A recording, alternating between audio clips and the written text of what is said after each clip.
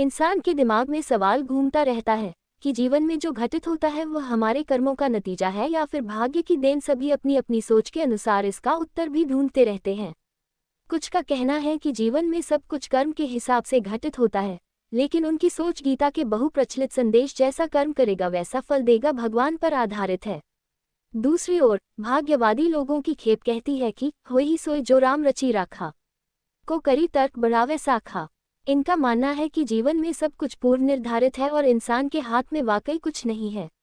ये कर्म करने की बजाय हाथ पर हाथ रखकर भाग्य के भरोसे जीने की बात ज्यादा करते हैं।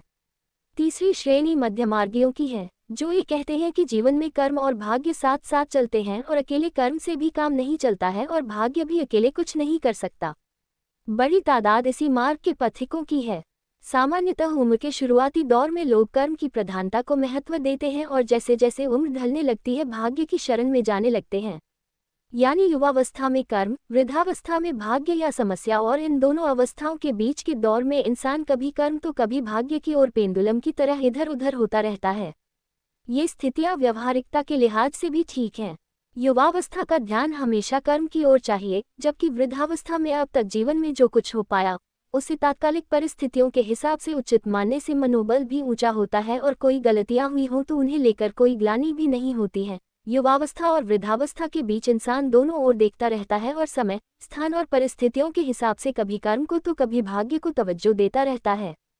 इंसान के भाग्य को जानने और बताने के लिए ज्योतिषियों, हस्तरेखा विशेषज्ञों, न्यूमरोलॉजिस्ट, टैरो कार्ड पढ़ने वालों की पूरी जमात है। लेकिन इस अकादमिक उपाय के अलावा भाग्य को जानने का एक और तरीका है जो व्यवहारिक भी है और आसान भी। इसे सुझाने वालों का तो यहाँ तक कहना है कि इंसान के भाग्य में लिखे को जानना केवल और केवल इंसान के हाथ में है और वह संभव है केवल और केवल कर्म करने से। इसके लिए ये गीता के कर्मयोग के सिद्धांत का भाग्य के सिद्धांत से समन्वय कराने की बात कहते हैं। उसने सच्ची श्रद्धा और मेहनत से जाना और पाया, न कि किसी भविष्यवेता की सहायता से, अर्थात भाग्य में लिखे को जानने के लिए भी कर्म करना आवश्यक है। लेकिन फिर भी कुछ लोग हैं जो मानते हैं कि यदि भाग्य में लिखा होगा तो उसे देने के लिए कर्म भी ईश्वर ही करवा लेंगे। ऐसे महानुभाव खुद कोई जिम्मेदारी न लेकर सब कुछ ईश्वर पर छोड़े रखना चाहते हैं।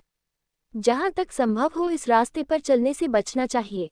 डिस्क्लेमर: इस लेख में निहित जानकारी विभिन्न माध्यमों, ज्योतिषियों, पंचांग, मान्यताओं, प्रवचनों, धर्मग्रंथों, भगवद गीता से संग्रहित की गई है। इससे बीटी मोटिवेशनल का कोई लेना देना नहीं है।